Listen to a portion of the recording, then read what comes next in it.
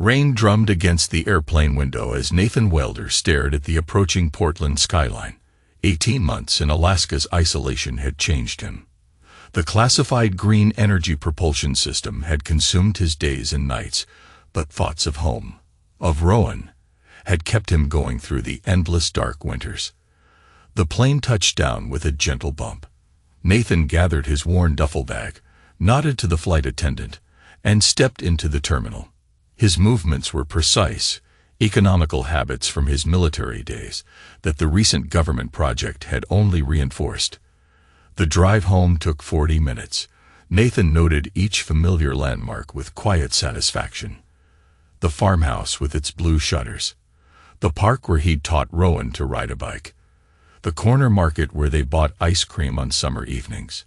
Each sight loosened something in his chest. When he pulled into the driveway of the two-story colonial, Nathan sat for a moment, hands still on the wheel. The house looked different somehow. The flower beds Mara had always kept immaculate were overgrown. The porch light was off. No welcoming glow from the living room windows. Nathan grabbed his bag and walked to the front door. His key turned the lock, and he stepped inside. Silence greeted him. Nathan set his bag down, his boots squeaking against the hardwood floor. "Hello." His voice echoed against unfamiliar walls. The furniture had been rearranged. The family photos that once lined the entryway were gone, replaced by abstract prints in sleek black frames. A door slammed upstairs, followed by hurried footsteps. Rowan appeared at the top of the stairs, his face breaking into a grin that reminded Nathan of the boy at 5, at 8, at 12. "Dad." Rowan bounded down the stairs and threw his arms around Nathan. The young man had grown at least 3 inches. His shoulders had broadened, his voice deepened. Nathan wrapped his arms around his son, inhaling the scent of him. "Hey, buddy." Rowan pulled back, his eyes suspiciously bright. "You didn't tell us you were coming today. Wanted to surprise you."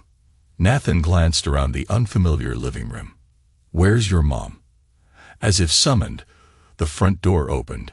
Mara stepped in, balancing paper grocery bags in her arms. Her hair was different, shorter, blonder. Her yoga pants and fitted top looked expensive. She froze when she saw Nathan. Something flashed across her face. Shock. Then something else Nathan couldn't identify before she composed herself into a polite smile. "Nathan, you're back." She set the groceries on the hall table. "We weren't expecting you until next week." Project wrapped early. Nathan stepped forward, unsure whether to hug his wife or shake her hand. The distance between them felt insurmountable. "Thought I'd surprise you." Mara nodded, not meeting his eyes. "Well, you certainly did that." She gestured vaguely at the living room. "As you can see, things are different now." I noticed. Nathan looked at the sleek new furniture, the modern art, the absence of family photos. Quite a change. "Well, the house is different now." Mara picked up her groceries. "We're different now." She disappeared into the kitchen. Nathan glanced at Rowan, who was watching him with an intensity that seemed beyond his 15 years. "She redecorated a few months ago," Rowan said quietly. "Said she needed a fresh start." Nathan nodded, unsure what to say. He'd expected some adjustment after 18 months away, but not this emptiness. "Come on," Rowan said, grabbing Nathan's duffel. "I'll help you unpack. Your room's still upstairs."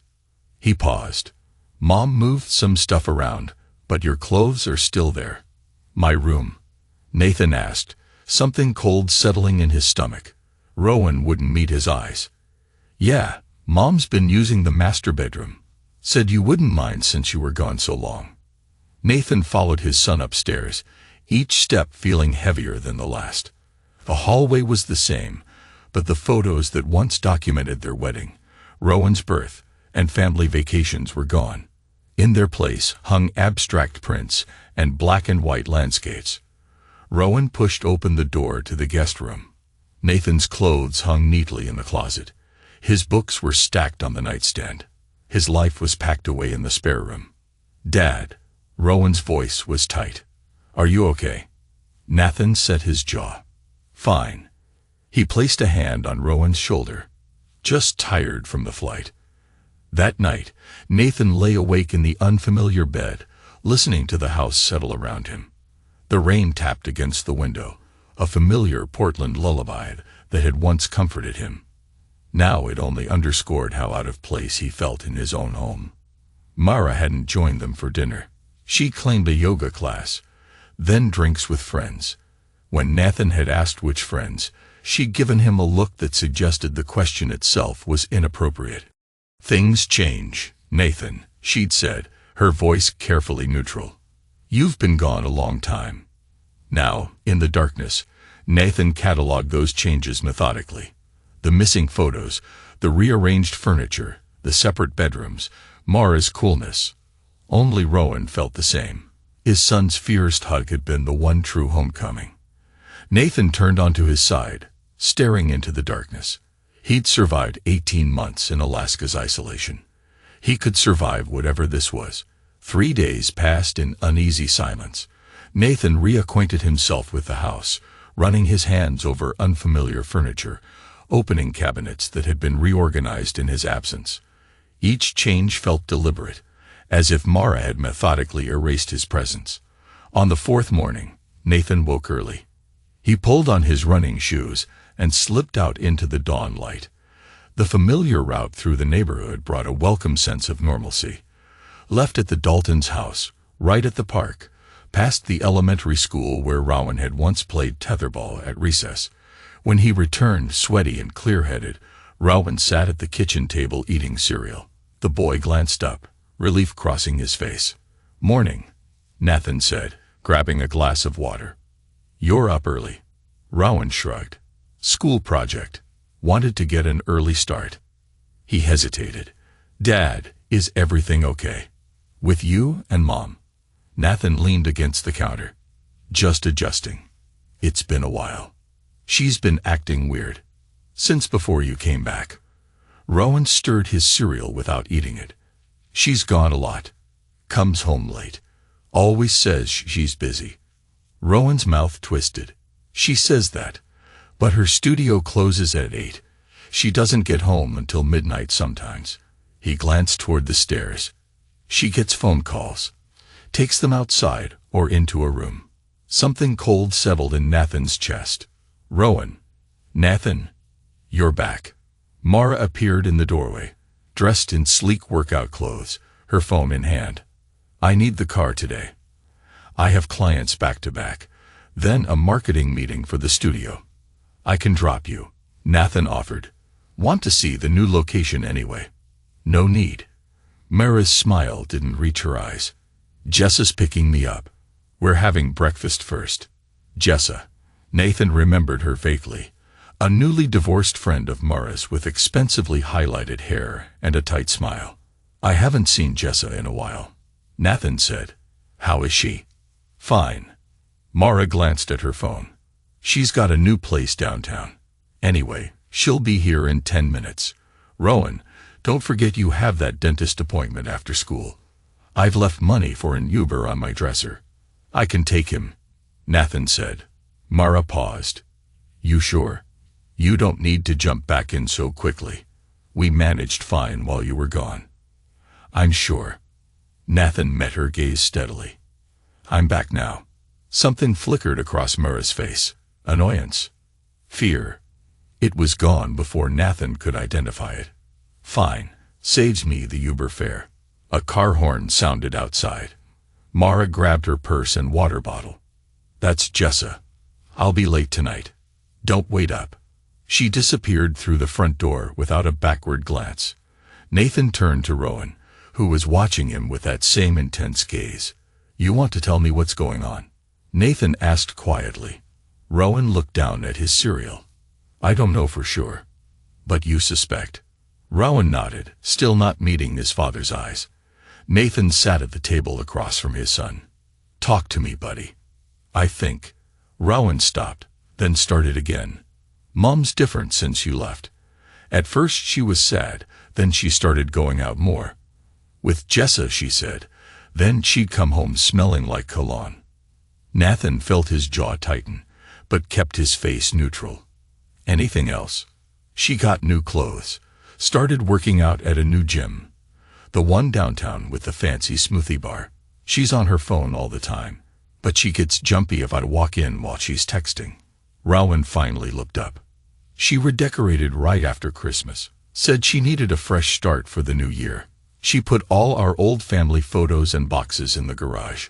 Nathan nodded, processing this information with the same methodical focus he'd apply to an engineering problem. When did she move into the master bedroom? February. Said it was dumb to keep it empty while you were gone. Rowan's voice was flat. She threw out your old recliner too. Said it didn't match the new decor.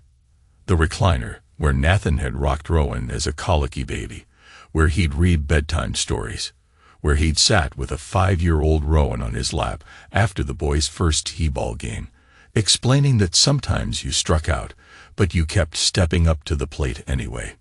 Nathan pushed down the flare of anger. Has she said anything about me? About when I'd be home? Not really. Rowan hesitated. She doesn't talk about you much. When I ask, she says you're busy with your project, that it's important work. Nathan nodded. It was important work. Sustainable energy research that could revolutionize shipping and transportation, but not more important than his family. Never that. Dad, Rowan's voice was quiet. Are you and Mom getting divorced? The directness of the question caught Nathan off guard. He studied his son, the tension in his shoulders, the careful blankness of his expression. Rowan was bracing for impact, preparing for bad news. I don't know, Nathan said honestly. But whatever happens, you and I are solid. You understand that?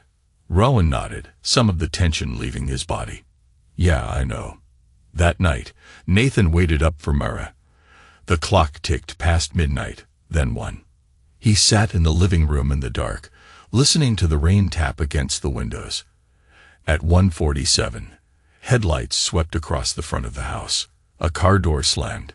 Nathan heard Mara's key in the lock, then her voice, quiet, laughing, followed by a deeper murmur. Nathan tensed, but the second voice faded.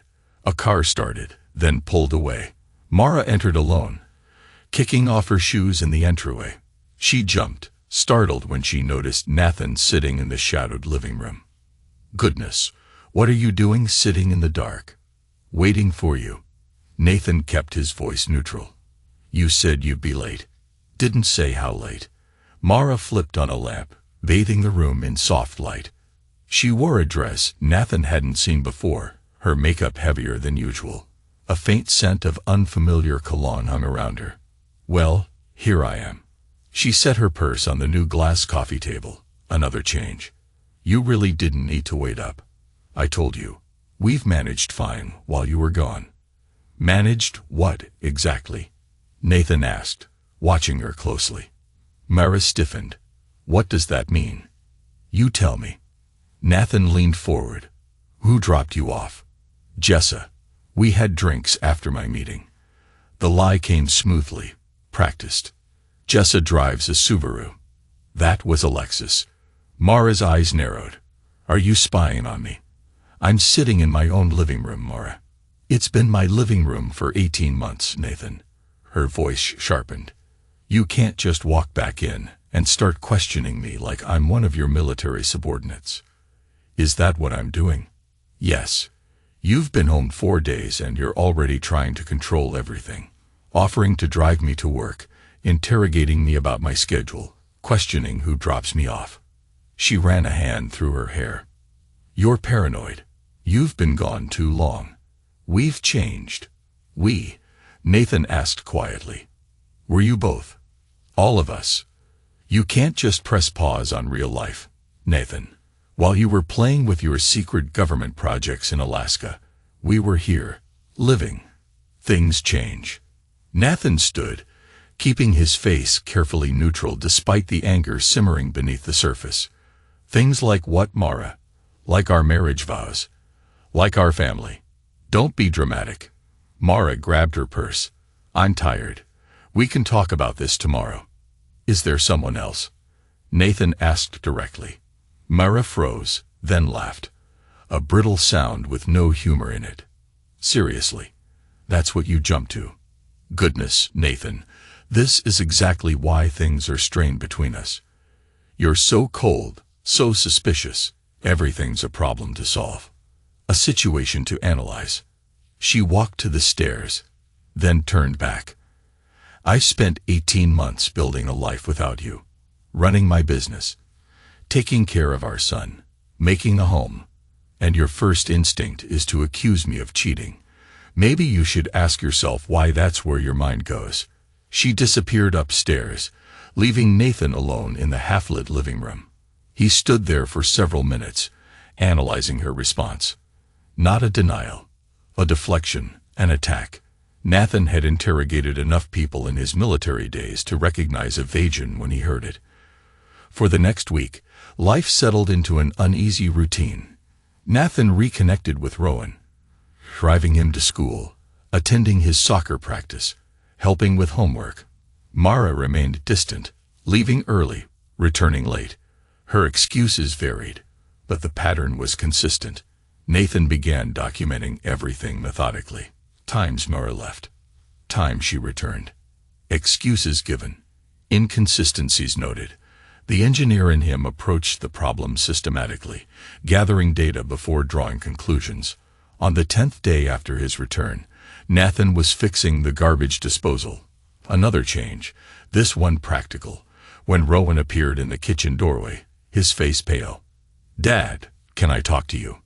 Nathan slid out from under the sink, wiping his hands on a rag. "Sure. What's up?" Rowan glanced nervously over his shoulder, then back at Nathan. "I tried to tell you before, but I wasn't sure." He took a deep breath. "Mum's been." The front door opened, cutting him off. Mara's voice called out, "Rowan, have you seen my laptop charger?" Rowan stepped back, his face closing off. "Later," he whispered. That night, Nathan waited until Mara was in the shower, then knocked softly on Rowan's door. The boy was at his desk, headphones on, typing furiously on his laptop. He jumped when Nathan touched his shoulder. "Sorry," Nathan said. "Didn't mean to startle you." Rowan pulled off his headphones. "It's fine. Just working on a coding project." Nathan nodded. Rowan had always been good with computers, building them, programming them, understanding them in a way that reminded Nathan of his own affinity for mechanical systems. "Earlier today," Nathan began, "you wanted to tell me something." Rowan's eyes flicked toward the hallway, checking for Mara. "Yeah," he swallowed. "I'm not sure how to say this." "Directly is usually best," Nathan advised. Rowan nodded. "Mum's having an affair." The words landed like a punch, even though Nathan had suspected them. He kept his face neutral, waiting for Rowan to continue. "His name is Milo. He owns that new gym downtown, the one with the juice bar. Mom started going there last fall. By Christmas, they were." Rowan trailed off, his face reddening. "How do you know this?" Nathan asked quietly. "I heard her on the phone. Saw texts when she left her phone unlocked. Then I followed her one day after school. She said she was meeting Jessa, but she went to his apartment." Rowan looked down at his hands. "I'm sorry, Dad. Not your fault." Nathan placed a hand on Rowan's shoulder. "None of this is on you. There's more." Rowan bit his lip. "Jessa knows. She's been covering for Mom. They talk about you sometimes. About what Mom's going to do when you get back. Do about the house, money, custody." Rowan looked up, his eyes hard, wise beyond his years. "She's been planning something, Dad. I don't know what exactly, but it's not good." Nathan nodded, his mind already shifting into strategic mode, evaluating threats, identifying variables. "Thank you for telling me. I should have told you sooner." Rowan's voice was tight with suppressed emotion. "I just wasn't sure what I was supposed to do." "You did the right thing," Nathan assured him. "And now we'll figure this out together." The summons arrived on a Tuesday, exactly 2 weeks after Nathan's return. He was in the backyard, trimming branches from the maple tree that had grown unruly in his absence. When he heard the doorbell, it was already ringing. By the time he made it to the front door, Mara was signing for the envelope. Her face was a careful mask of surprise. "What's that?" Nathan asked, wiping his hands on his jeans. "How should I know?" "It's for you." She handed him the envelope without meeting his eyes, then headed upstairs. "I'm going to be late tonight. Studio marketing event." Nathan watched her go, then opened the envelope. The legal language was dense, but the meaning was clear. Mara was suing for full custody of Rowan and significant spousal support, claiming emotional abandonment during Nathan's absence. She was also attempting to claim half of his classified work bonuses, money that was contractually tied to the project and his security clearance. Nathan read the document twice, his face betraying nothing. The military had taught him to control his expressions. The engineering work had refined that control into precision. Inside, anger churned, but outside, he remained perfectly still. He was still standing in the entryway, documents in hand, when Rowan came home from school. The boy took one look at the papers and his father's face and knew. "She did it," Rowan said flatly. It wasn't a question. Nathan nodded once. Rowan disappeared into his room, returning moments later with an old smartphone. Not his current model, but an older one Nathan didn't recognize. "Dad." Rowan held out the phone. "Start with this." Nathan took the device. "What am I looking at?" "Password is your birthday. 6 digits. Rowan's eyes were hard. "I started recording them a month ago. Mom and Jessa. Mom and Milo. All of it." Nathan stared at his son. "Recording? How?" "The phone's microphone still works even when the screen looks off. I wrote an app that triggers recording when it detects Mom's voice or Milo's." Rowan's expression was a mix of pride and shame. "There's a lot on there." "Rowan." Nathan's voice was gentle despite the anger building in his chest. "Why did you do this?" "Because she was lying. To you. To me." Rowan's voice cracked. "And I knew you'd need proof." Nathan placed a hand on his son's shoulder. "This is a lot to carry alone." "I'm not alone anymore." Rowan's chin lifted. "You're back." That night, after Mara left for her marketing event, Nathan sat on Rowan's bed, the old phone between them. "You sure about this?" Nathan asked. "Once I listen, there's no going back." Rowan nodded. "I'm sure." Nathan entered his birthday into the phone. The screen unlocked, revealing a simple app with dated recordings. He pressed the most recent one. Dated yesterday. Mara's voice filled the room. "Already filed everything. Nathan doesn't suspect a thing." Another voice. Female. Sharp. "What if the boy talks?" "Rowan, please. He barely speaks to Nathan. Besides, what would he say?" "That his mommy has a life while daddy was playing soldier in Alaska." A laugh followed. "Still, kids can be problems." "Not my kid." Rowan knows which side his bread is buttered on. "Once the court hears how emotionally damaged he made us, I'll get everything." Milo's already looking at places in Phoenix. "This custody thing, it's a formality. And the money. The bonuses. Easy. I've already got the paperwork showing joint access to his accounts. The judge will split them straight down the middle." "Goodness, you're brilliant." The other voice just laughed. "Nathan won't know what hit him. He never does. Too busy with his precious systems and machines to notice actual people. 18 months without even visiting. That's abandonment, clear as day." The recording ended. Nathan sat perfectly still, his face a mask. Rowan watched him anxiously. "Dad, are you okay?" Nathan looked at his son. This boy who had grown into a young man while Nathan was away, who had carried this burden alone, who had chosen truth, however painful. "We'll bury them with their own words," Nathan said, his voice cold and precise. Rain pattered against the window of the small coffee shop as Nathan waited. A manila folder lay on the table before him.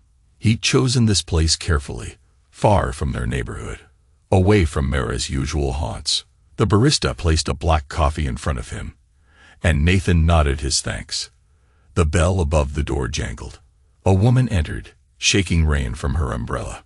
Her red hair was shorter than Nathan remembered, her face more lined, but her sharp, assessing eyes were unchanged. Rin Driscoll spotted him immediately and walked over, her expression guarded. She sat down without a greeting, studying him across the table. "You look like hell," she finally said. "Good to see you too, Ray," Nathan replied. Rin signaled the barista, ordered a latte, then turned back to Nathan. 3 years of silence, then a cryptic text asking to meet. Must be serious. It is. They sat in silence until the barista delivered Rin's drink. The awkwardness between them was old, worn smooth by years of distance. Rin took a sip of her latte. "What's so important you're breaking our mutual silence pact?" Nathan slid the manila folder across the table. "Mara's suing for full custody of Rowan, and half my project bonuses." Rin's eyebrows shot up. She opened the folder, scanning the documents inside. "Emotional abandonment. That's rich. You were on a government project, not a beach in Tahiti. She's been planning this for months, since before I came home." Nathan kept his voice steady. "She's having an affair with a gym owner named Milo Rourke. And you know this how?" Rin was already reading the court documents with a professional eye. As a paralegal, she'd seen hundreds of divorce filings. "Rowan told me. He has proof." Nathan hesitated and placed the old smartphone on the table. Rin looked at it, then at Nathan. "What kind of proof?" "Recordings. Dozens of them. Mara with her lover. Mara with her friend Jessa, planning this whole thing." Nathan tapped the phone. Every word caught on tape. Rin's eyes widened. "Your 15-year-old son bugged his mother. He wrote an app that triggers recording when it picks up certain voices." Despite everything, a hint of pride crept into Nathan's voice. "Kids have always been good with tech." "Jesus, Nathan." Rin ran a hand through her hair. "That's a lot for a kid to deal with." "I know." Nathan's jaw tightened. "Believe me, I know." Rin picked up the phone, turning it over in her hands. "This is a mess. You know that, right? Courts don't look kindly on recordings made without consent. Listen to them before you decide." Nathan leaned forward. "She's manipulating the system, Ray, using Rowan as a pawn, trying to take everything I've built." "And you want what?" "My legal advice." Rin set the phone down. "For my help." "Both." Nathan met her gaze steadily. "You're the best paralegal in Portland, and your family, whether we like it or not." Rin sighed, picking up the phone again. "I'll listen." No promises after that. 20 minutes later, they sat in silence. The recordings had finished. Rin's face had hardened with each snippet of conversation. Mara and Milo laughing about Nathan's absence. Mara and Jessa planning the custody strategy. Mara coaching Milo on what to say if questioned. "Okay," Rin finally said. "I'm in." "Just like that?" Nathan raised an eyebrow. "Just like that."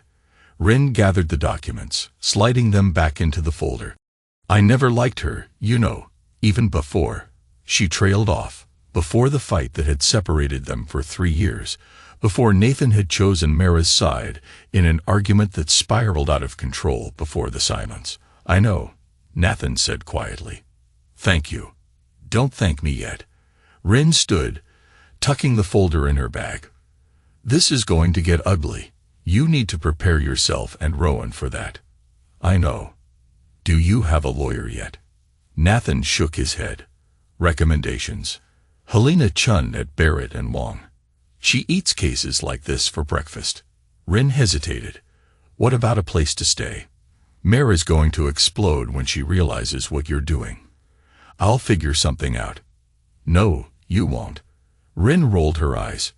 "You'll sleep in your car out of spite. Call Tilda. She always had a soft spot for you." Tilda Reese, their foster mother. Tough as nails, fair to a fault. The woman who'd taken in 2 traumatized children after their parents died and given them rules, structure, and a strange, gruff kind of love. Tilda's retired. Moved to that cabin outside the city. Exactly. Isolated. Quiet. Perfect place to regroup. Rin shrugged. Just a suggestion. Nathan nodded. I'll think about it. Do that. Rin turned to go, then paused. Hey, Nathan. For what it's worth, I'm sorry. About all of it. Nathan nodded once. Me too. That night, Nathan sat at Rowan's desk, headphones on, listening to recording after recording. His son lay on the bed, watching him with anxious eyes. Dad, Rowan finally asked, what are we going to do? Nathan removed the headphones. We're going to fight back. Methodically. How? Your recordings are a start, but we need more. Dates, times, inconsistencies in her stories. Nathan looked at his son. I need to ask you something important, Rowan. When the time comes, would you be willing to testify? To tell a judge what you've seen and heard? Rowan swallowed hard. Against Mom. For the truth. Nathan corrected gently. The boy was quiet for a long moment. Then, yes, I'll do it. Nathan reached out, squeezing his son's shoulder. I'm sorry you're caught in the middle of this. I'm not in the middle, Rowan said firmly. I'm on your side. Later, alone in the guest room that wasn't his, Nathan called the number he hadn't dialed in years. It rang 4 times before a gruff voice answered. It's midnight. This better be good. Tilda. It's Nathan. There was a pause. Well, I'll be damned. Hold on. Let me put my teeth in. Despite everything, Nathan smiled. Tilda Reese hadn't worn dentures a day in her life. It was an old joke between them, her way of saying she needed a minute to compose herself. Okay, I'm seated. What's wrong? Why would something be wrong? Nathan asked. Boy, I raised you for 12 years. You don't call it midnight unless something's wrong. Nathan sighed. It's Mara. She's suing for custody of Rowan. Full custody. The hell she is. Tilda's voice hardened. On what grounds? Emotional abandonment. Because of the Alaska Project. That's horseshit. And any judge with half a brain will see it. Tilda paused. There's more, isn't there? She's having an affair. Has been for months. Been planning this whole thing, the lawsuit, taking half my project bonuses, everything. And you know this how? Rowan recorded them. Mara and the guy, Mara and her friend planning it all. A low whistle. Smart kid, takes after his dad. You shouldn't have had to do that, Tilda. Nathan's voice roughened. He's 15. You should be worried about soccer games and math tests, not bugging his mother's conversations. Life doesn't give us what we should have. It gives us what we get. Tilda's voice softened slightly. What do you need from me, Nathan? A place to stay. When this blows up, and it will, Rowan and I will need somewhere to go. The cabin's yours as long as you need it. You know where the key is. Thank you. Don't thank me. Just do what needs doing, kid. Tilda paused. And Nathan, remember what I taught you. In a fight, the one who keeps their head wins. I remember. Good. Now get some sleep. You sound like death warmed over. The line went dead. Nathan set down the phone. Some of the tension easing from his shoulders.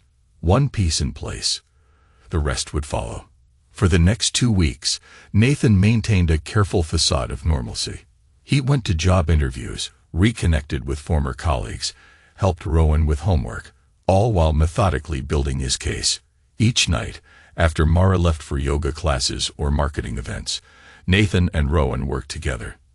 Nathan created spreadsheets, tracking Mara's inconsistencies. Rowan organized his recordings chronologically and by relevance. On Tuesdays and Thursdays, Nathan met with Rin at the same coffee shop, reviewing legal strategies, preparing documents, building their defense. We need to move carefully, Rin advised, spreading papers across the table. These recordings are powerful, but they're a nuclear option. Once we use them, there's no going back. I'm not looking to go back, Nathan replied. I'm looking to protect Rowan, and what's rightfully mine. Fair enough. Rin tapped a document. Helena Chun has agreed to take your case. She thinks we have a strong position, especially with the recordings and Rowan's willingness to testify. Good. Nathan leaned back, running a hand over his face. The strain of the past weeks, maintaining a neutral facade at home while preparing for battle, was wearing on him. How are you holding up? Rin asked, her usual sharpness softening slightly. Fine. Nathan. Rin gave him a look. It's me. Cut this stoic nonsense. Rin's tone was sharp, but her eyes were sympathetic. Nathan sighed. It's not me I'm worried about. It's Rowan. This is taking a toll on him. He's strong, like his dad. Rin gathered the papers, and he's chosen his side. That's what worries me. He shouldn't have to choose sides at all. Mara made that choice for him when she started lying. Rin's voice hardened. Some people don't deserve loyalty. Nathan. Not even from their children. Nathan thought of the recordings. He'd listened to Mara's casual dismissal of Rowan's feelings, her use of him as a pawn in her legal strategy. Maybe not, but that doesn't make it easier for him. The preliminary hearing was scheduled for the following Monday. Nathan spent the weekend finalizing preparations, his duffel bag already packed and hidden in the trunk of his car. When the storm broke, they would need to move quickly. Sunday night, as Nathan reviewed documents in the guest room, a soft knock sounded at his door. Rowan stood in the hallway, his face pale. Mom's on the phone with Jessa. They're talking about medical records. Nathan frowned. What medical records? I don't know. Something about proving you're emotionally unstable. Mom said she hasn't handled. Rowan's hands twisted together. Dad, what does that mean? A cold certainty settled in Nathan's stomach. It means she's going to lie. Again. The next morning, Nathan dressed with care. Navy suit, white shirt, conservative tie. Mara watched him from the doorway of the guest room, her eyes suspicious. Where are you going? She asked. I thought your interview at Patterson Engineering wasn't until Wednesday. Meeting with a financial advisor, Nathan replied smoothly. Need to sort out some investment options now that the project's finished. Mara nodded, seemingly satisfied. I'll be home late. Board meeting at the studio. Fine. Nathan straightened his tie. Rowan has a study group after school. He'll be home around 6. This was a lie. Rowan would be meeting Nathan at the courthouse at 4, as they had planned. The pieces were moving into place. Mara left without another word. Nathan waited 10 minutes, then called Helena Chun's office to confirm the final details. The courthouse loomed ahead, its stone facade impassive in the afternoon light. Nathan parked and checked his watch. 30 minutes until the hearing. Plenty of time. Inside, he found Helena Chun waiting in the lobby. A small, sharp-featured woman with assessing eyes and a no-nonsense manner. Mr. Wilder. She extended a hand. We meet at last. Ms. Chun. Nathan shook her hand. Thank you for taking my case. Your sister is very persuasive, Helena said. She led him to a quiet corner. The evidence you've provided is compelling. Those recordings air. Dad. Rowan hurried across the lobby, Rin beside him. The boy looked both nervous and determined in his school uniform.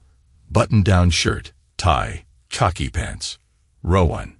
Nathan placed a hand on his son's shoulder. You ready for this?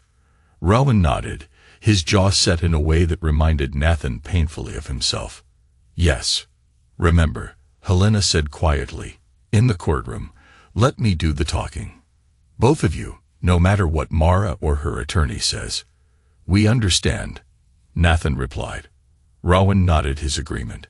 Helena checked her watch. It's time.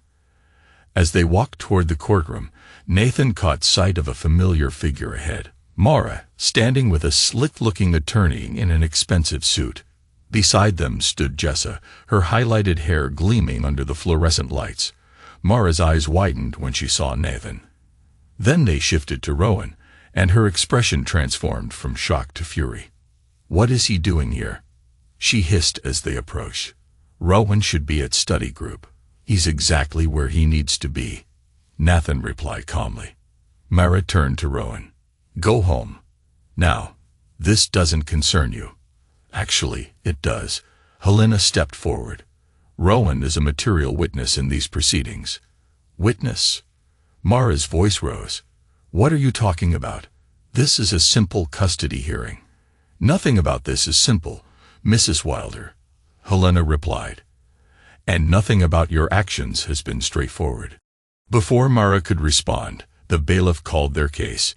Nathan placed a protective hand on Rowan's shoulder as they entered the courtroom. Judge Noland Avery presided, a stern-faced man with silver hair and assessing eyes. He reviewed the documents before him with methodical focus, then looked up at the assembled parties. This is a preliminary hearing in the matter of Wilder versus Wilder, he stated evenly. I understand Mrs. Wilder is seeking full custody of the minor child and division of certain assets. Is that correct? Mara's attorney stepped forward. That's correct, Your Honor. Mrs. Wilder has been the primary caretaker during Mr. Wilder's extended absence. We believe the child's best interests are served by maintaining that stability. Nathan kept his face neutral, but inside, anger flared. The child was sitting right there, hearing himself discussed as if he were a piece of property. Judge Avery turned to Helena. Mr. Wilder's position. Mr. Wilder contests both the custody request and the division of his project bonuses, Your Honor. Helena's tone was calm, steady. Furthermore, we have evidence that Mrs. Wilder has engaged in a pattern of deception that directly bears on these proceedings. The judge raised an eyebrow. What kind of evidence? Helena glanced at Nathan, who nodded slightly. Audio recordings, Your Honor, made by the minor child, documenting conversations between Mrs. Wilder and her paramour, as well as Mrs. Wilder and her friend discussing their strategy to mislead this court. A murmur ran through the courtroom. Mara's face drained of color. That's a lie, she snapped. Rowan would never. Mrs. Wilder, Judge Avery interrupted. You'll have your opportunity to respond. For now, I'd like to hear from the child in question. He turned to Rowan. Young man, do you have a preference regarding which parent you wish to live with? Rowan stood, his shoulders straight despite the tension visible in his face. I do, Your Honor. I want to live with my dad.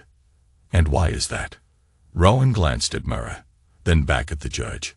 May I play a recording from last night? The courtroom fell silent. Judge Avery studied Rowan for a long moment, then nodded. You may. Rowan pulled out the old smartphone. Nathan watched his son's hands, steady, methodical, as he navigated to the recording. So young to be doing this. So brave. Rowan pressed play, and Mara's voice filled the courtroom. Don't worry about old Noland Avery.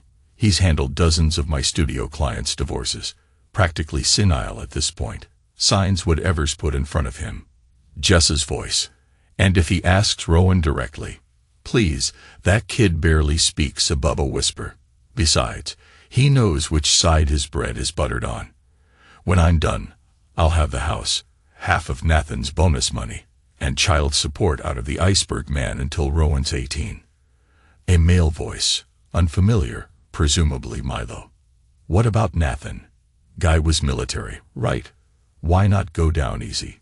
Mara's laugh. Nathan. He's a robot. All systems and logic. He'll analyze the situation, realize he's outmatched, and retreat to lick his wounds. That's what he does. Plans and calculates while the rest of us actually live. The recording ended. Silence hung heavy in the courtroom.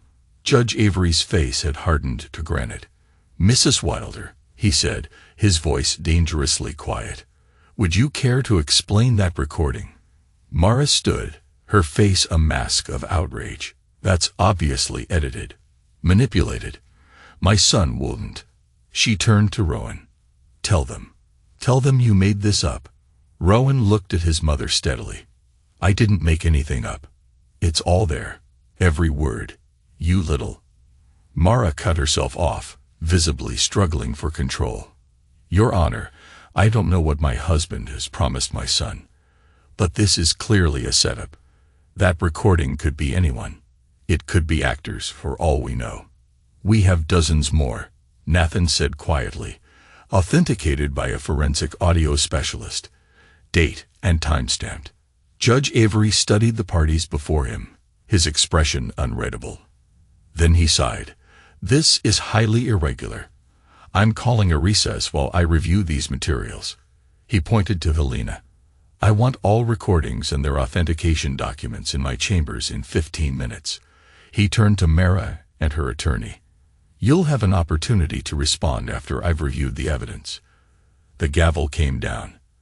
As the parties began to disperse, Nathan placed a hand on Rowan's shoulder. You did good, he said quietly. Rowan nodded, his face pale but determined. I told the truth. That's what you always taught me to do. The courthouse hallway buzzed with tension. Nathan stood with Rowan and Rin near a window, giving his son space from Mara, who paced at the far end with Jessa and her attorney. What happens now? Rowan asked, his voice low. Judge Avery reviews the recordings, Rin explained. Then he'll decide how to proceed. Given what he's already heard, she shrugged, it doesn't look good for your mom. Nathan watched Mara across the hallway. Her face was tight with anger as she gestured sharply at her attorney. A tall, athletic man approached, dark-haired, expensively dressed, with the confident swagger of someone used to commanding attention. Milo Rourke. Nathan's jaw tightened, so he'd finally get to see the man who'd helped tear apart his family. Rowan tensed beside him. Dad, that's him. That's Milo. I figured. Nathan kept his voice neutral despite the anger burning in his chest. Mara caught sight of Milo and hurried over to him. Even from across the hallway, Nathan could see her agitation. The sharp gestures, the intense conversation. Milo placed a hand on her shoulder, his posture protective. They look worried, Rin observed with grim satisfaction. As they should be. The bailiff appeared at the courtroom door. Judge Avery will see all parties now. Inside, the atmosphere had shifted. Judge Avery sat straighter, his expression stern as he surveyed the courtroom. I've reviewed the initial recordings, he stated without preamble, and I have serious concerns about the conduct displayed therein. He looked directly at Mara. Mrs. Wilder, these recordings suggest not only infidelity, which, while unfortunate, is not my primary concern, but a deliberate attempt to mislead this court for financial gain. Mara's attorney stood. Your Honor, we contest the authenticity of these recordings.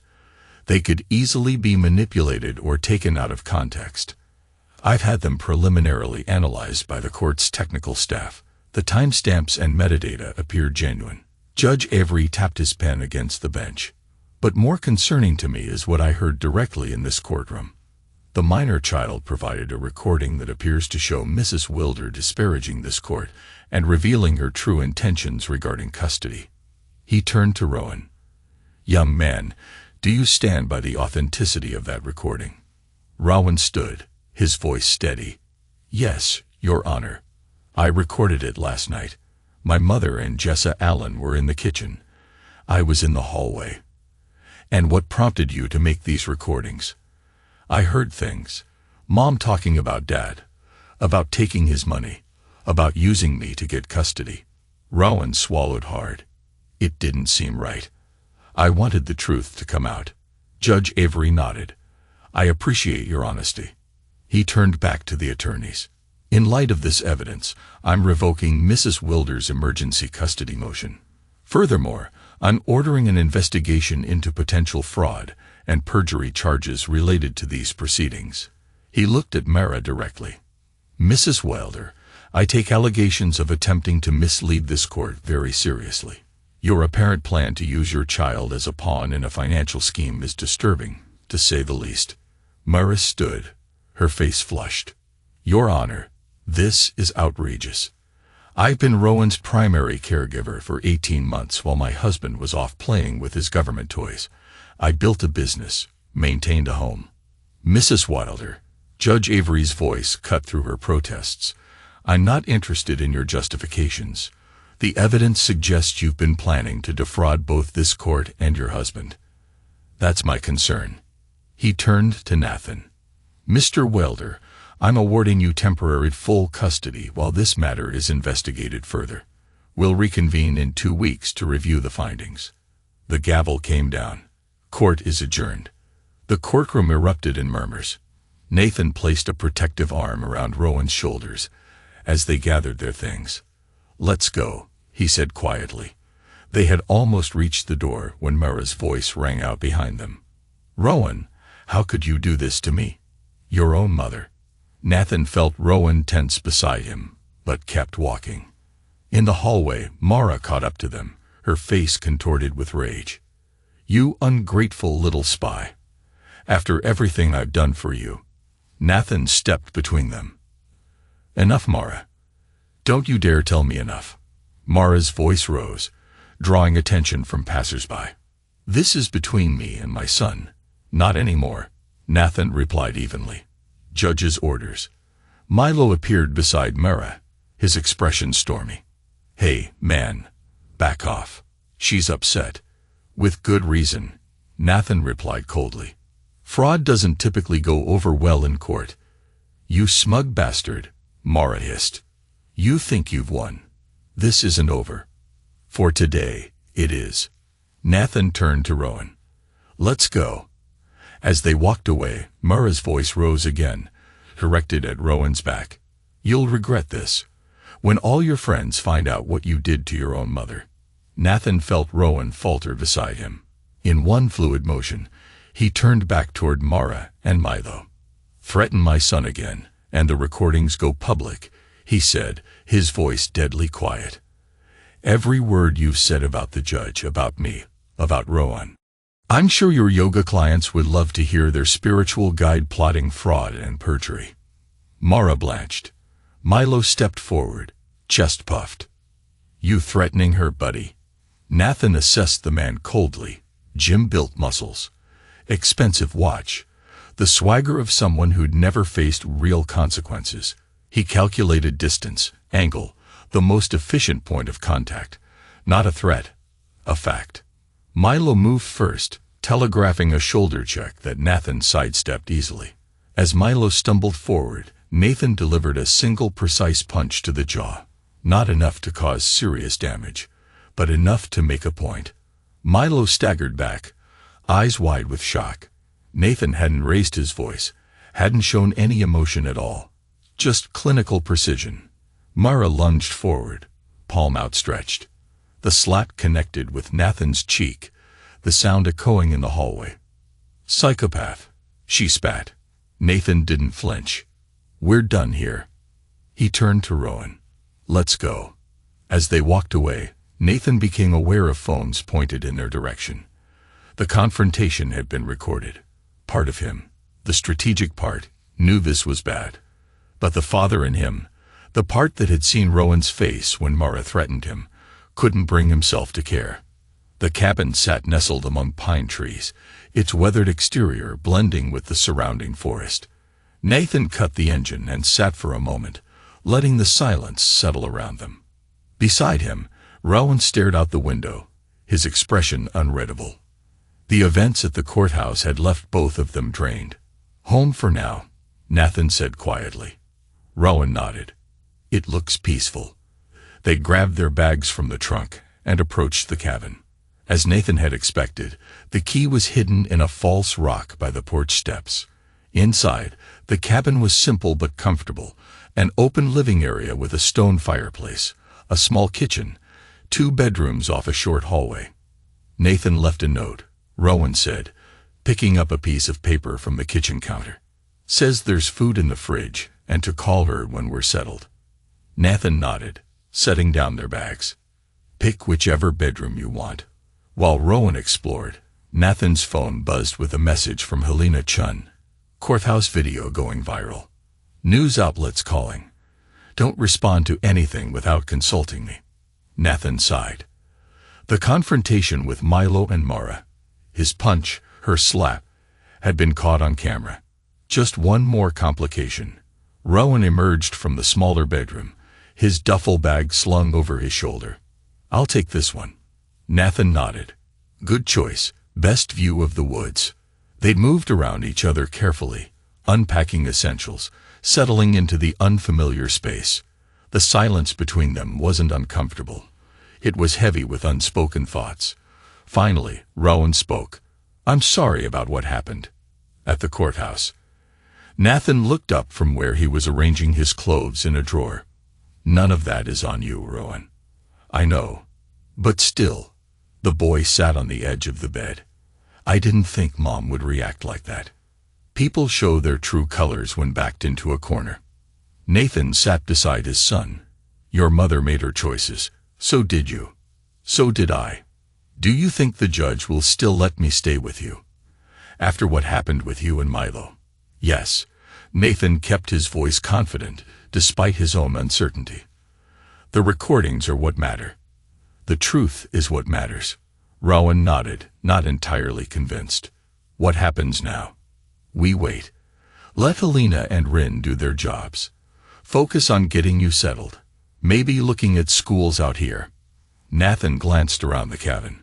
"Make this place home for a while." That evening, as Rowan showered, Nathan called Rin for an update.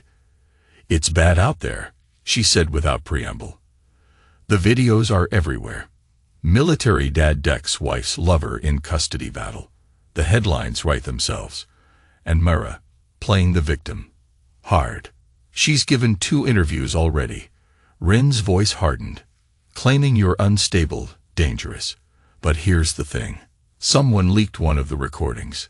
Nathan straightened. "Which one?" "The one where she's coaching Milo on what to say to make you look bad. Calling you the iceberg man and laughing about how she'll take everything." Rin paused. "Public opinion is shifting. The comments on her interviews are not kind. I don't care about public opinion. I care about what the judge thinks. In this case, they might be related. Avery's no fool. He'll see through Mara's act, especially now that the recordings are out there." Rin sighed. "Just lay low for now. Helena's filing motions to protect Rowan from having to testify further. Given the recordings, we might not need it." "Thank you," Nathan said, "for everything. That's what family's for." Rin paused. "How's Rowan holding up?" Nathan glanced toward the bathroom, where he could hear the shower running. "Better than he should have to. Kid's strong. Wonder where he gets that from." After ending the call, Nathan sat on the porch, watching darkness settle over the forest. His mind worked methodically through the events of the day, analyzing, planning, preparing for what came next. The door opened behind him. Rowan stepped out, his hair damp from the shower. "Mind if I join you?" the boy asked. Nathan shifted over on the porch swing. "Not at all." They sat in silence for a while, listening to the night sounds. Crickets, the rustle of leaves, an owl somewhere in the distance. Rowan's voice was hesitant. "Can I ask you something? Anything? Did you know about Mom before you came home?" Nathan considered the question carefully. "I suspected something was wrong. The separate bedrooms, the way she avoided video calls." He shook his head. "But no, I didn't know for sure." Rowan nodded, processing this. "I didn't know for sure at first either. Just noticed things. The way she changed how she dressed. Phone calls she'd take outside. Coming home late. When did you know for certain?" "January." Rowan's voice was flat. "I saw texts on her phone when she left it unlocked. From Milo. They weren't subtle." Nathan felt a surge of anger at the thought of his 15-year-old son having to process such a discovery alone. "I'm sorry you had to deal with that by yourself. I didn't know if I was supposed to be loyal to her." Rowan's voice cracked slightly. "But I knew I couldn't lie to you." Nathan nodded, cold but proud. "You did what I raised you to do." Rowan leaned slightly against his father's shoulder. "Thanks, Dad." Nathan placed an arm around his son's shoulders, holding him close as darkness settled completely around the cabin. Together, they watched the stars emerge. 2 solitary figures in a world that had shifted beneath their feet. 2 weeks passed in the quiet of the cabin. Nathan and Rowan settled into a routine. Breakfast together, online schoolwork for Rowan, job applications, and legal preparation for Nathan. In the afternoons, they explored the surrounding woods or worked on minor repairs around the cabin. The isolation brought a peace that both needed, away from media attention, from Mara's accusations, from the whispers and stares. They found a rhythm that felt like healing. On the Wednesday before their scheduled court date, Helena Chun arrived at the cabin, her compact car kicking up dust on the gravel drive. "You're a hard man to find, Nathan Wilder," she said as she stepped onto the porch, briefcase in hand. "That's by design." Nathan ushered her inside. "Coffee, please." Rowan emerged from his room, laptop in hand. "Ms. Chun, is everything okay?" Helena's professional demeanor softened slightly. "Everything's proceeding as planned. But there have been some developments we need to discuss." Over coffee at the small kitchen table, Helena laid out a series of documents. "Mara's attorney has filed a motion to exclude the recordings on privacy grounds," she began. "Standard tactic, expected." What they didn't expect was this. She slid a document across the table. Nathan scanned it, his expression unchanging despite the surge of satisfaction he felt. "What is it?" Rowan asked. "The forensic tech specialists found metadata in some of your mother's exhibits. Medical records she submitted, supposedly showing your father had been treated for anger management issues." Helena turned to Nathan. "Records that appear to have been digitally altered." Nathan nodded, unsurprised. "Forged completely." Helena's smile was sharp. "The metadata shows editing timestamps. User information works. She might as well have signed her name to the forgery." "So what happens now?" Rowan asked. "Judge Avery has called an emergency hearing for tomorrow morning. He's not pleased, put mildly." Helena gathered the papers. "This shifts everything in our favor, dramatically." Nathan nodded. The analytical part of his mind already calculated the implications. "What do you need from us? Both of you there on time, looking respectable." Helena glanced at Rowan. "No more recordings needed. The ones we have, plus this forgery evidence, are more than enough." After Helena left, Nathan and Rowan sat at the table, the weight of tomorrow's hearing hanging between them. "Kid, what's on your mind?" Nathan asked, his voice gentle. Rowan's voice was hesitant. "What happens if we win? With Mom, I mean." Nathan considered his son's question carefully. "Legally, she'll likely lose any claim to custody. There may be financial penalties, possibly even criminal charges for the forgery." "That's not what I meant." Rowan fidgeted with a napkin. "I meant, what happens with us and her? Do I still have to see her?" Nathan studied his son's face, the tension around his eyes, the careful blankness that reminded Nathan painfully of himself. He taught Rowan too well how to hide his emotions. "That depends partly on the court, partly on you." Nathan chose his words with care. "If you want contact with her, we'll make that happen, regardless of what I feel about her." Rowan was quiet for a long moment. "I don't know what I want. Right now, I'm just angry at her for what she did to you. To us." "That's fair," Nathan said. "You don't have to decide anything now." "What about you?" Rowan asked. "Will you ever forgive her?" Nathan thought of the recordings, Mara's casual cruelty, her manipulation, her attempts to use their son as a pawn. He thought of the forged medical records that could have destroyed his reputation, his career prospects, his relationship with Rowan. "No," he said simply. "Some actions cross lines that can't be uncrossed." Rowan nodded, seeming to understand. "Like you always say, you don't rescue people who set fire to your house." "Exactly." The next morning, they drove to the courthouse in silence, each lost in his own thoughts. The media presence had diminished somewhat, but several reporters still waited near the entrance. Cameras were ready. Nathan guided Rowan through them with a protective arm, ignoring the shouted questions. Inside, the atmosphere was tense. Mara sat with her attorney, her face pale but composed. She wore a conservative dress, her hair pulled back, the picture of respectability. When she saw Rowan, something flickered across her face. Longing, regret, anger. It was gone too quickly for Nathan to identify. Judge Avery entered, his expression stern. The courtroom fell silent. "I've called this emergency hearing to address some deeply troubling issues that have arisen in this case," he began without preamble. "Specifically, evidence has come to light suggesting that Mrs. Wilder submitted falsified medical records to this court." Murrah's attorney stood. "Your Honor, my client maintains these records are authentic. The forensic analysis suggests otherwise, Counselor." Judge Avery held up a report. "According to our technical experts, these documents were altered 2 weeks ago. The original records, which we've obtained directly from the provider, show no such diagnosis or treatment." He turned to Murrah. "Mrs. Wilder, attempting to mislead this court is a serious offense.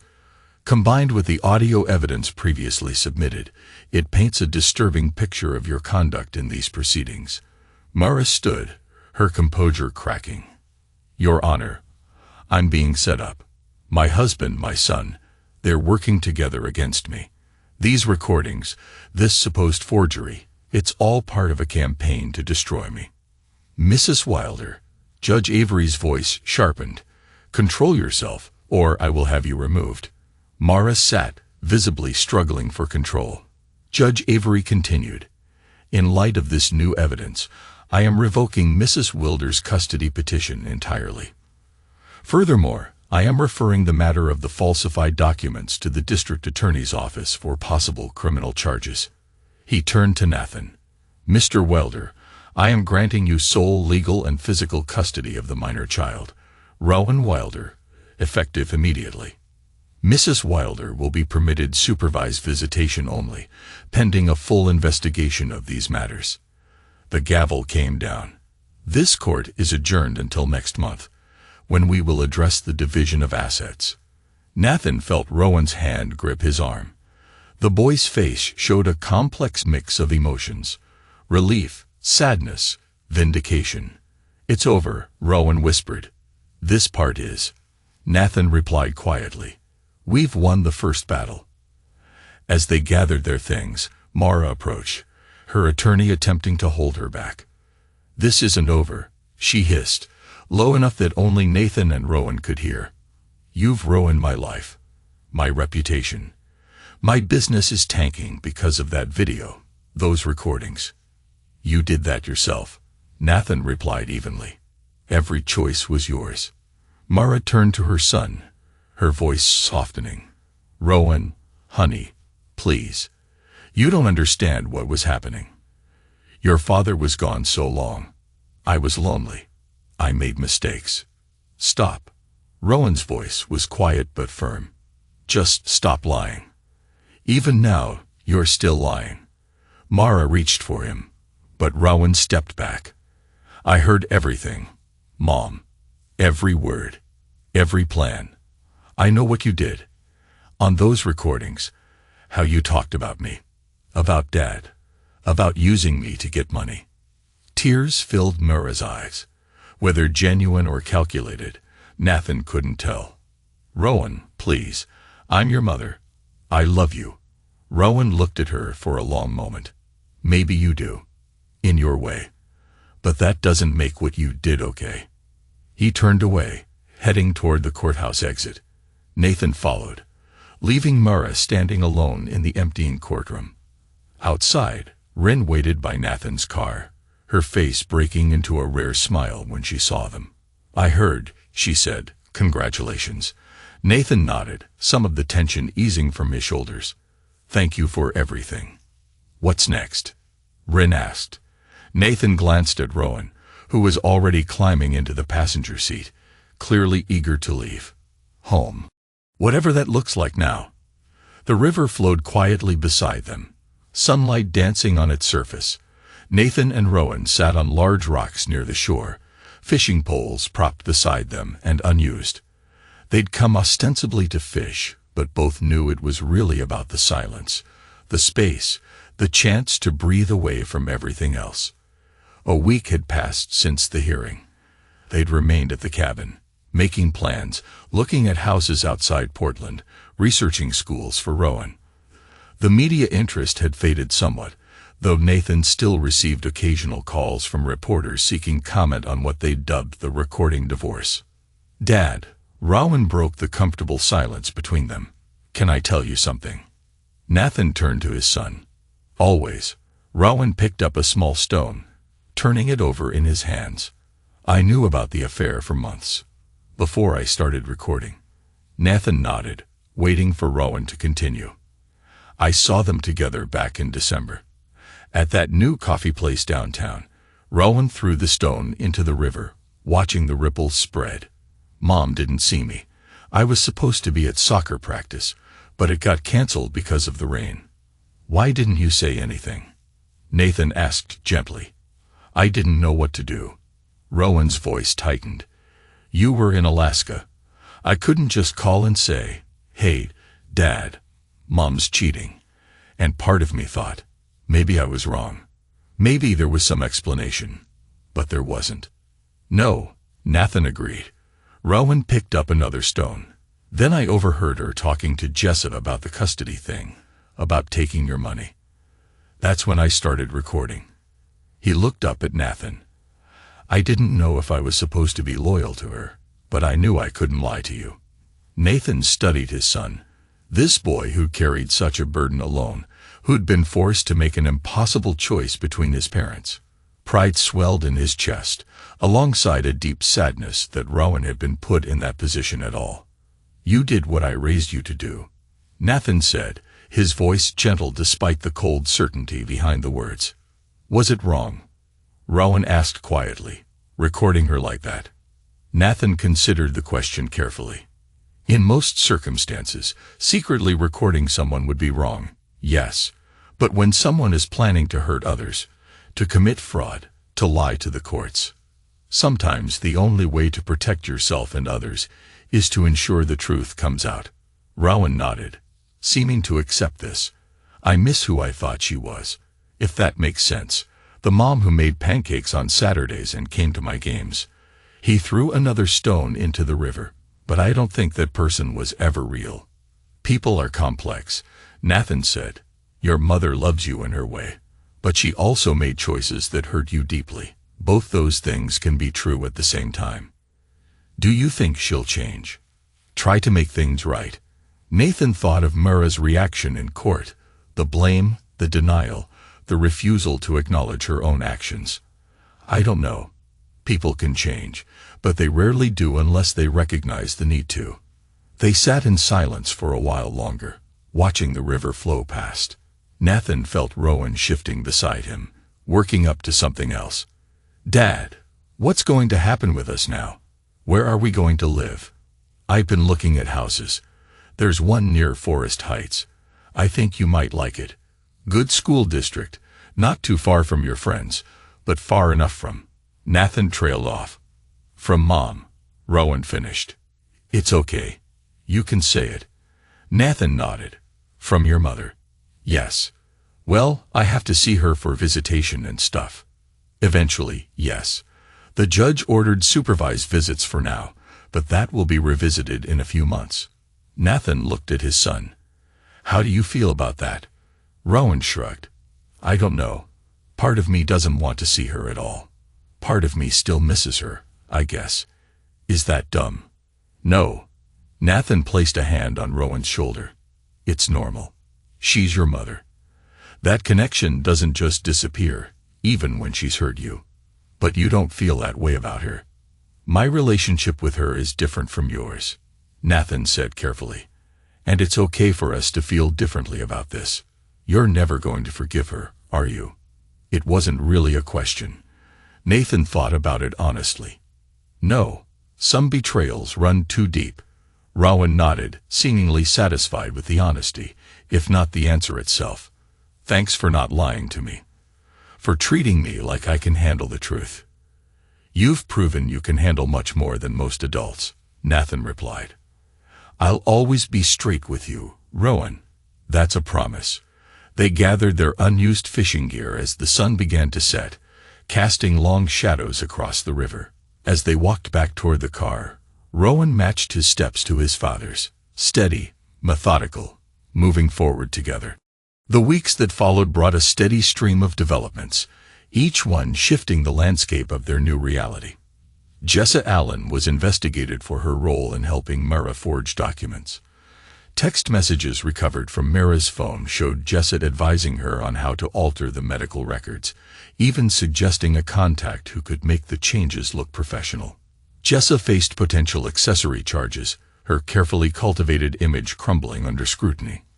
Milo Rourke ended things with Mara within days of the courthouse video going viral.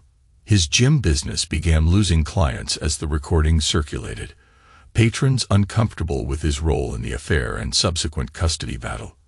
He gave an interview to a local lifestyle blog, claiming he'd been misled about Mara's marriage situation, a transparent attempt at damage control that fooled few. Mara herself tried desperately to spin her side of the story. She posted a tearful video on her yoga studio's social media accounts, painting herself as a neglected wife who'd made a mistake and was now being punished disproportionately. "All I wanted was to see my son," she claimed, dabbing at artfully applied tears, but the public had heard the recordings. They'd seen the courtroom video. They knew about the forged documents. The narrative had solidified against her. Nathan watched these developments with detached interest, tracking them the way he'd track weather patterns or market fluctuations, noteworthy but ultimately external to his core focus, rebuilding a stable life for Rowan.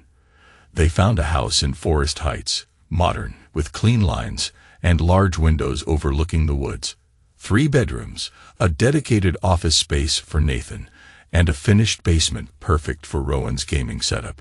It was far enough from their old neighborhood to provide a fresh start, close enough to maintain Rowan's school connections. Nathan accepted a position with Barrett Engineering, working on renewable energy systems, a natural extension of his classified Alaska project, now that certain aspects had been declassified. The work was engaging, the colleagues competent, and the schedule flexible enough to accommodate Rowan's needs. Life was reforming around them, pieces shifting into new configurations. One evening, as Nathan reviewed house inspection documents at the cabin's kitchen table, his phone buzzed with a text from an unknown number. He opened it to find a long message from Mara. "Nathan, I know you probably don't want to hear from me, but we need to talk. For Rowan's sake, this situation has gotten out of hand. I made mistakes, yes, but the punishment doesn't fit the crime. My business is failing. My reputation is destroyed. I can't even see my own son without a court monitor present. Can we please meet? Talk this through like adults. Find some middle ground."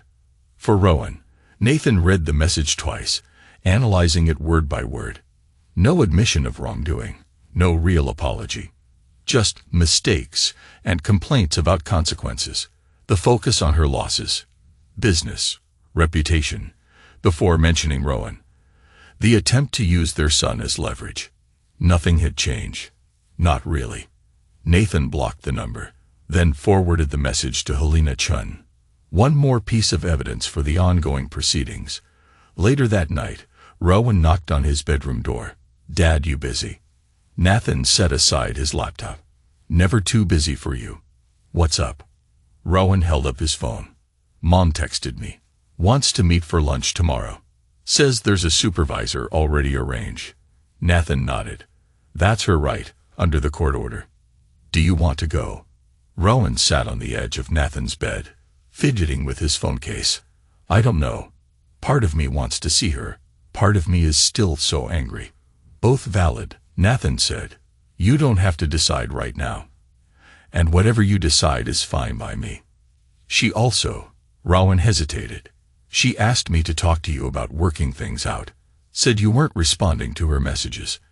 I got a message from her earlier. I blocked the number."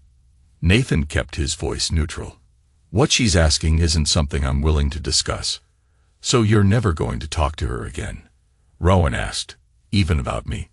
"Helena will handle any necessary communications about custody arrangements."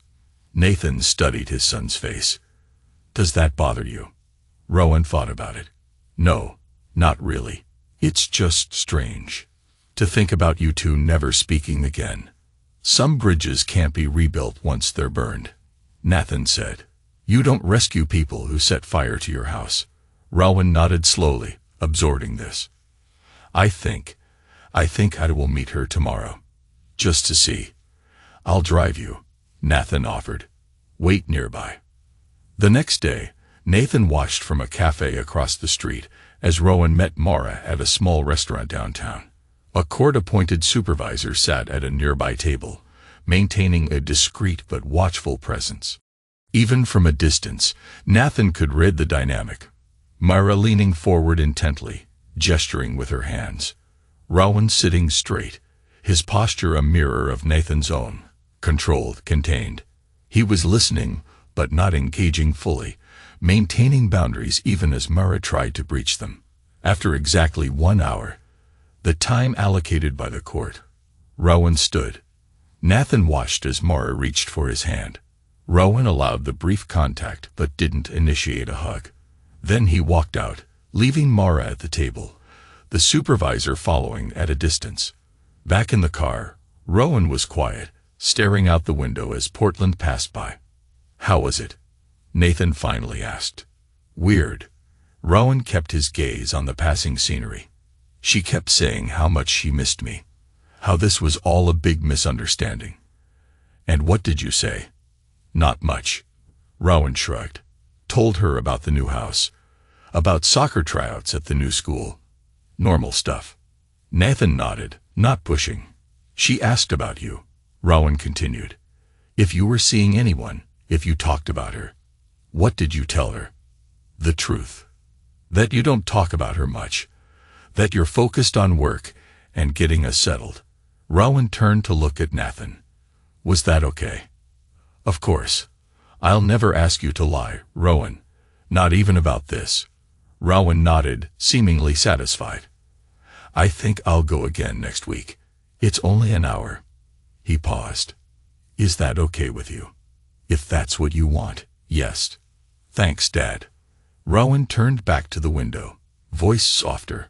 For letting me figure this out my own way. Nathan glanced at his son's profile. So young still, but with an old soul shining through his eyes. Always. The final court hearing regarding asset division took place on a crisp autumn morning. Nathan dressed with his usual precision. Navy suit, white shirt, conservative tie. Professional. Controlled. Helena Chun met him at the courthouse steps. Ready for this? Nathan nodded. Just wanted to be finished. It will be today. Helena checked her watch. Judge Avery's been clear about his views on this case. The forged documents were the final nail in the coffin. Inside, the courtroom was nearly empty, just the attorneys, Nathan, Mara, and a court reporter. The media had largely moved on to fresher scandals, the public's attention span exhausted. Mara sat with her new attorney, a young woman with sharp eyes and a determined set to her jaw. She had ditched the polished yoga instructor look for something more subdued.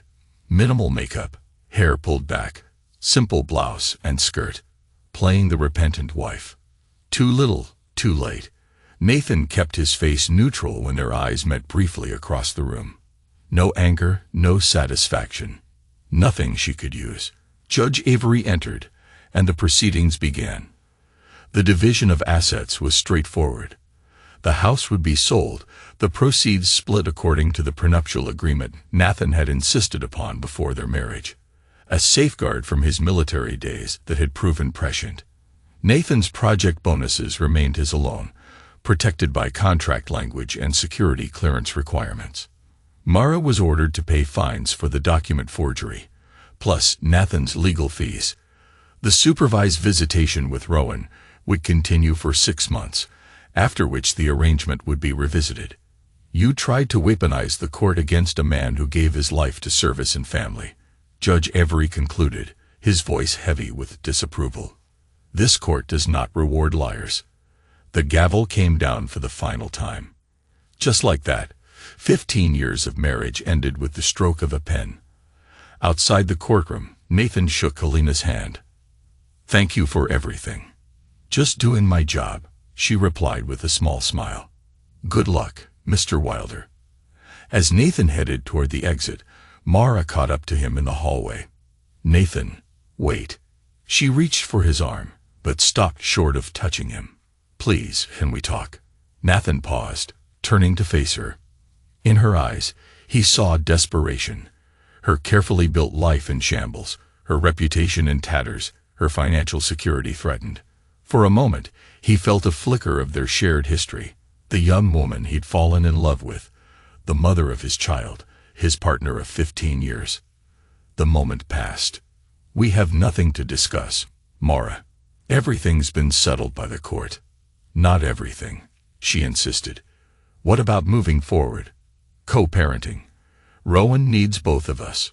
Rowan has both of us, Nathan replied evenly. Just not together.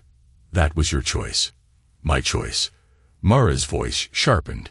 You were gone for 18 months, Nathan. You left us.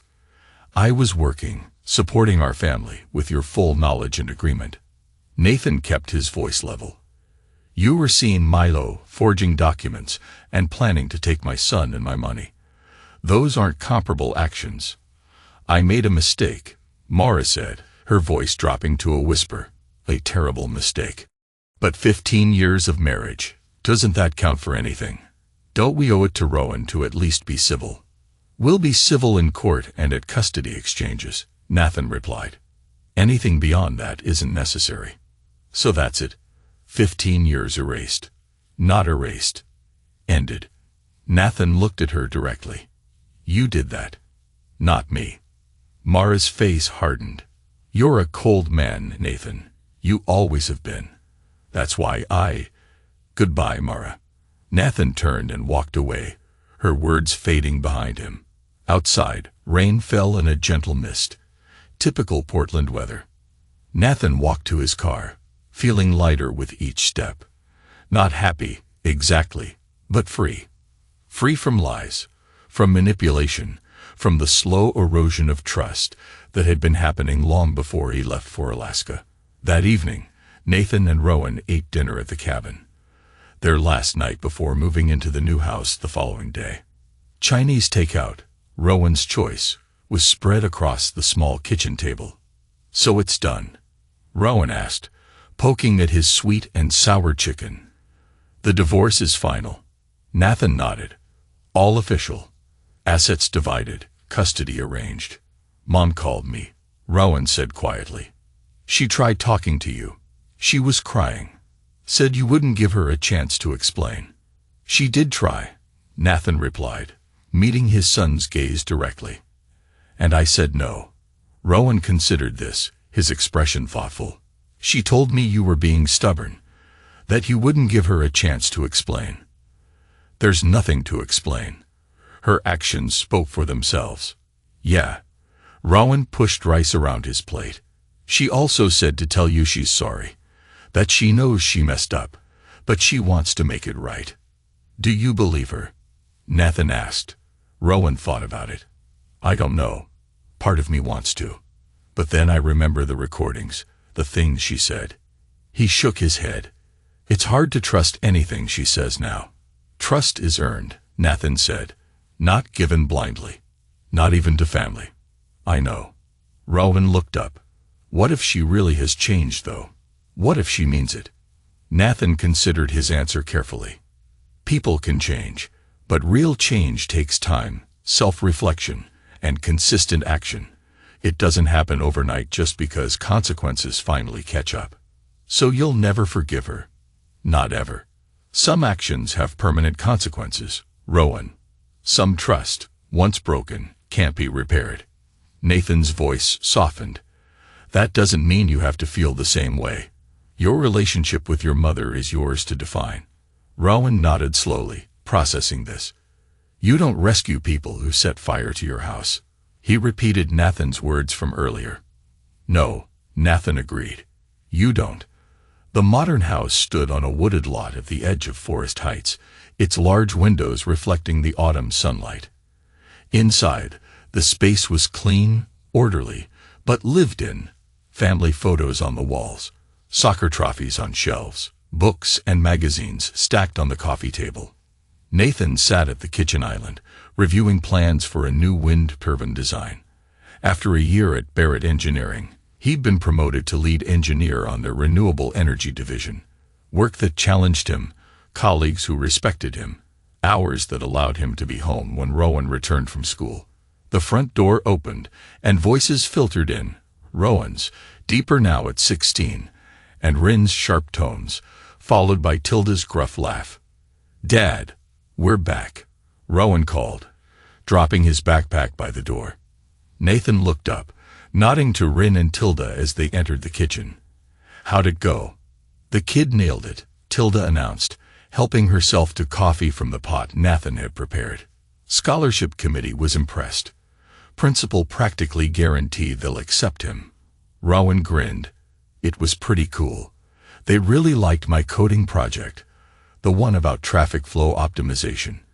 And when I mentioned your work on the Alaska project, the science director got all excited." "Good job," Nathan said, pride evident in his voice. "The Westridge Academy would be lucky to have you." "If he gets that scholarship, he's set for college too," Rin added, accepting the coffee mug Tilda handed her. "They have that direct pipeline to MIT. Nathan watched as Rowan moved around the kitchen, grabbing snacks, talking animatedly about the interview.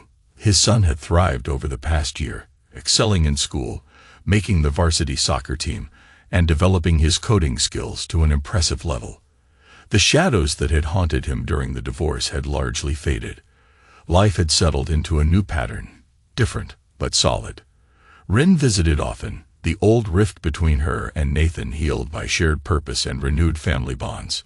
Tilda helped Rowan with college preparation, her practical wisdom as valuable now as it had been when Nathan was a teenager in her care. Mara remained on the periphery. The supervised visits had transitioned to standard visitation days, every other weekend, some holidays. Rowan maintained a relationship with her, cautious but real. Nathan handled the exchanges with professional courtesy, nothing more. They spoke only when absolutely necessary. Logistics, schedules, Rowan's needs. No more, no less. There had been attempts at reconciliation on her part. Tearful phone calls, handwritten letters, appeals through mutual friends. Nathan had responded to each the same way. Silence. Some bridges couldn't be rebuilt. Some fires burned too hot, left nothing but ash in their wake. Earth to Nathan.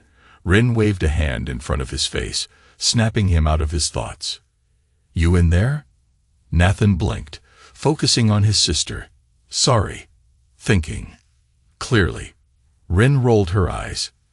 "Tilda asked if you're still planning the Alaska trip for spring break."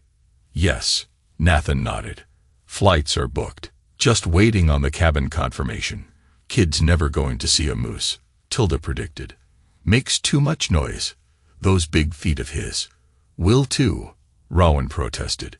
"Dad's gonna show me all the best spots, right?" "Right." Nathan allowed himself a small smile. The same places their dad used to take him and Rin camping, before the fire that claimed their parents' lives, before the foster system, before Tilda had taken in 2 traumatized children and given them structure, purpose, a chance. Rin's expression softened. "He'd be proud of you. Both of you," she added, glancing at Rowan. Speaking of proud, Tilda interrupted, clearly uncomfortable with the emotional turn. "Show your dad that letter, kid."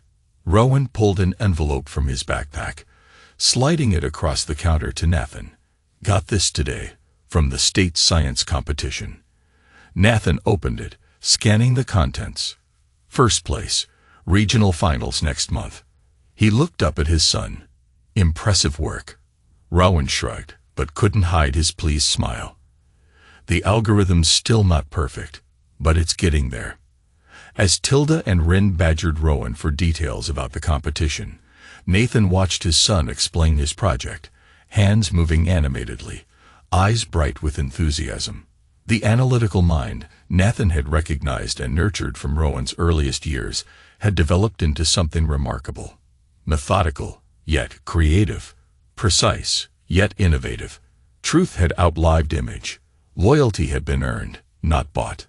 And revenge. It hadn't required rage, just precision, just truth, methodically applied. Their life wasn't perfect. There were still difficult moments.